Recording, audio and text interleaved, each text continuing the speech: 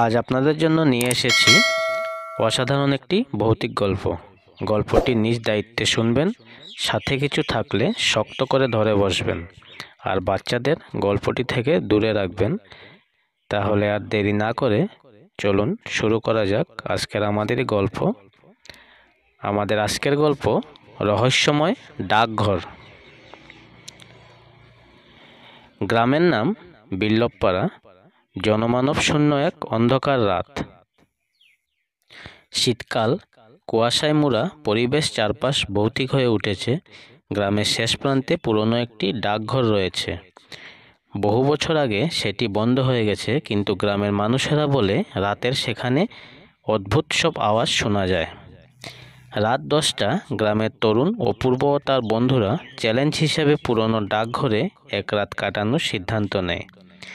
গ্রামের বয়স্করা তাদের সাবধান করেছিল, কিন্তু তারা পাত্তা দেয়নি। ডাকঘরের ভেতরে ঢুকে তারা দেখতে পেল দেওয়াল জুড়ে কালো দাগ আর অদ্ভুত সব চিহ্ন। বাতাস ভারী হয়ে উঠল, যেন কারো অদৃশ্য উপস্থিতি চারপাশে ঘুরে বেড়াচ্ছে। হঠাৎ দরজার বাইরে থেকে ছিটকানির শব্দ শোনা গেল। সবাই ভয়ে কাঁপতে শুরু করলো। রাত 12টার সময় এক অদ্ভুত ঘটনা ঘটল। একটি পুরনো চিঠি আচমকা বাতাসে ভেসে তাদের সামনে পড়ল। চিঠির কাগজটি হলুদ হয়ে গিয়েছিল, যেন অনেক পুরনো। উপরে লেখা, তোমরা যে এসেছ তার মূল্য দিতে হবে।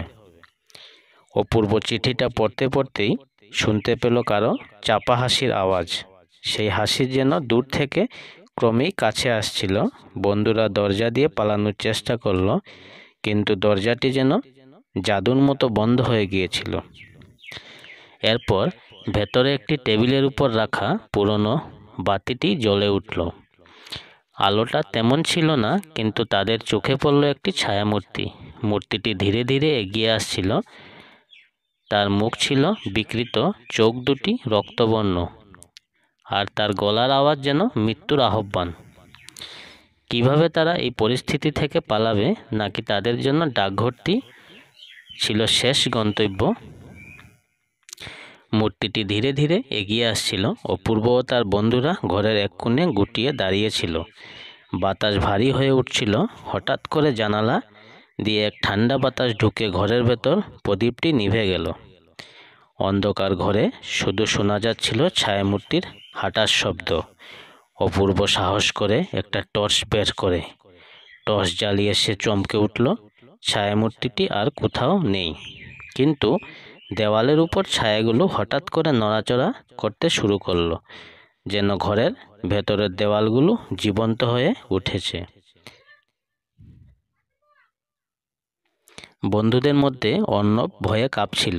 সে হঠাৎ বলে উঠল, আমি বলেছিলাম না আসতে, তোমাদের দোষে আমরা মরে যাব।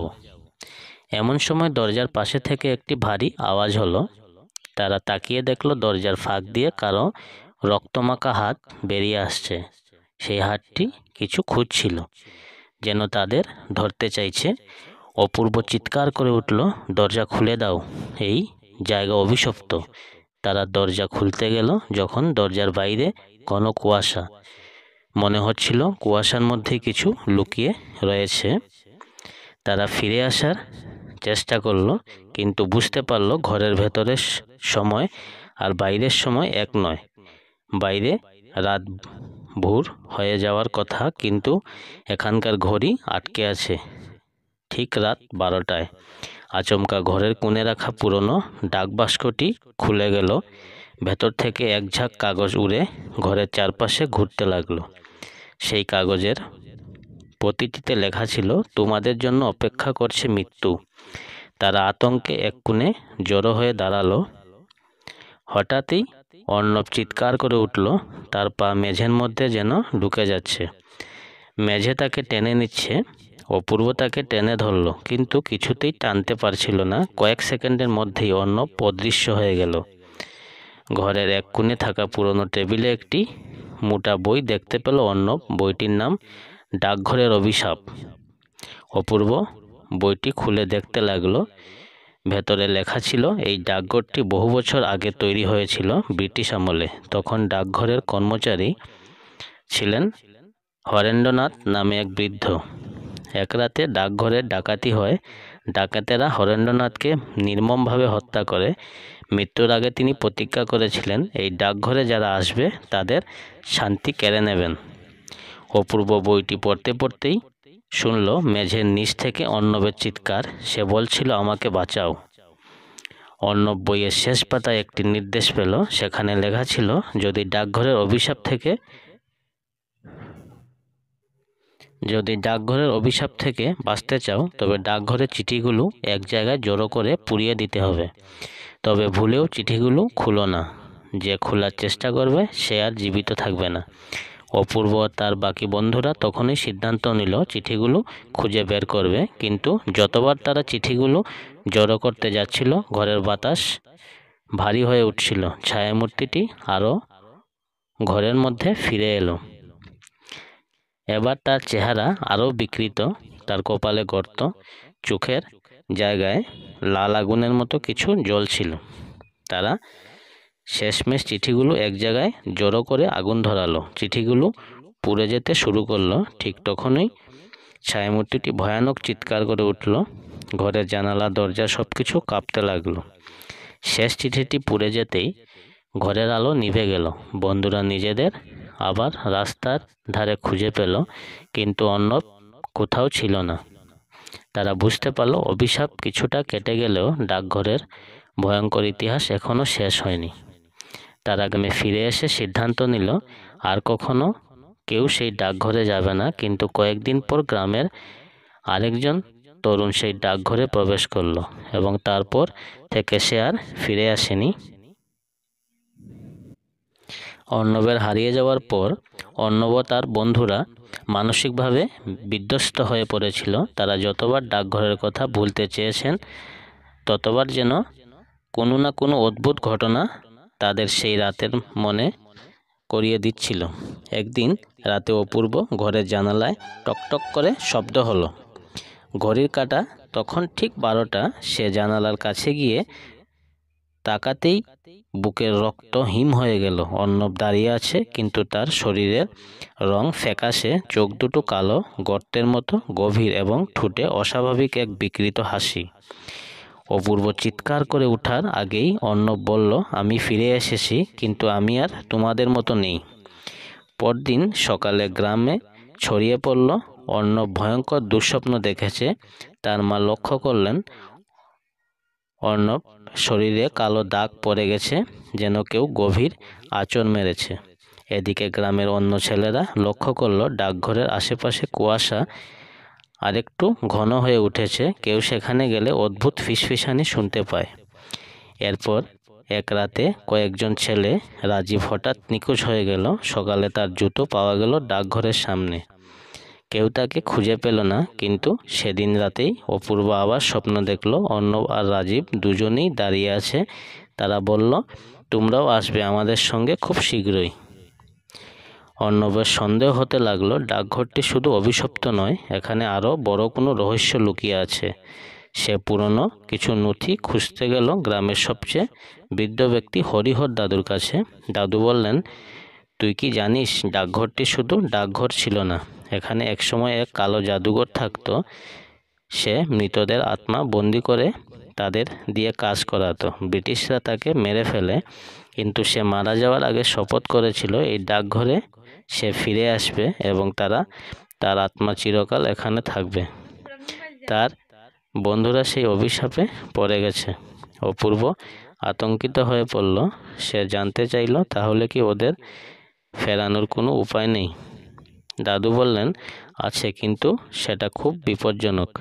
তাদের সেই ডাকঘরে ফিরে যেতে হবে এবং সেখানে লুকিয়ে থাকা কবর খুঁজে বের করতে হবে। সেই কবরে এক বিশেষ মন্ত্র লেখা আছে, যা উচ্চারণ করলেই আত্মাগুলো মুক্তি পাবে। কিন্তু সাবধান, সে তোদের বাধা দেওয়ার চেষ্টা করবে। অপূর্ব তার দুই বন্ধু রুদ্র ও নীল সিদ্ধান্ত নিল ডাকঘরে ফিরে যাবে। রাত ঠিক 12টা তারা আবার সেই ভৌতিক জায়গায় প্রবেশ করলো। ভেতরে ঢুকতেই দরজা বন্ধ হয়ে গেল। বাতাসে এক অদ্ভুত পচা গন্ধ ভেসে এলো।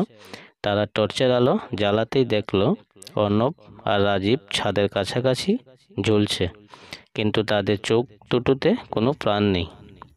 অর্ণব সাহস করে বলে উঠল, তোমরা আমাদের ফিরিয়ে আনতে এসেছি, আমাদের বাধা দিও না। হঠাৎ করেই ঘরের এক কোণে পুরনো মেঝেটা ফেটে গেল আর তার নিচে একটি ছোট্ট কবর দেখা গেল। সেটার উপরে কিছু লেখা ছিল যে এই কবরের সামনে দাঁড়াবে সে মৃত্যুর মুখোমুখি হবে। কিন্তু অপূর্ব ভয় না পেয়ে মন্ত্র পড়তে শুরু করলো, ওম করালি নম, ওম মুক্তিপথ নম। চারপাশ কাঁপতে লাগলো। ছায়ামূর্তিটি চিৎকার করে উঠল। অর্ণব ও রাজীবের দেহ থেকে ধোঁয়ার মতো কিছু বেরিয়ে গেল। এক বিরাট শব্দের সঙ্গে সব শান্ত হয়ে গেল। দরজা খুলে গেল এবং অর্ণব, রুদ্র ও নীল দৌড়ে বাইরে এলো। পরদিন সকালে অর্ণব ও রাজীবকে গ্রামের রাস্তার পাশে অচেতন অবস্থায় পাওয়া গেল। তারা বেঁচে ছিল, কিন্তু সেই রাতের কোনো স্মৃতি তাদের মনে ছিল না। অপূর্ব বুঝতে পারল অভিশাপ হয়তো কেটে গেছে, কিন্তু ডাকঘরের অন্ধকার ইতিহাস মুছে যায়নি। এক সপ্তাহ পর একদল সরকারি লোক এসে ডাকঘরটি ধ্বংস করে দিল। কিন্তু ধ্বংস করার সময় এক শ্রমিক ভয়ে চিৎকার করে উঠল, মেঝের নিচে কিছু আছে। কিন্তু এর পরের ঘটনা কেউ জানে না। তবে আজও বিল্লপাড়ার সেই জায়গায় গেলে রাতের বেলা ফিসফিসানি শোনা যায়। কেউ কেউ বলে তারা ডাকঘরের সামনে এক ছায়ামূর্তিকে দাঁড়িয়ে থাকতে দেখেছে। গল্পটির শেষে একটি প্রশ্ন থেকে যায়, অভিশাপ কি সত্যিই শেষ হয়েছে, নাকি শুধু নতুন শিকারদের জন্য অপেক্ষা করছে? গল্পটি এখানেই সমাপ্ত হচ্ছে। গল্পটি আপনাদের কেমন লাগলো কমেন্টে জানাতে ভুলবেন না। এ ধরনের গল্প প্রতিনিয়ত পেতে আমাদের চ্যানেলটি সাবস্ক্রাইব করে রাখতে পারেন। তাহলে আজকের জন্য বিদায় নিচ্ছি। সবাই ভালো থাকবেন।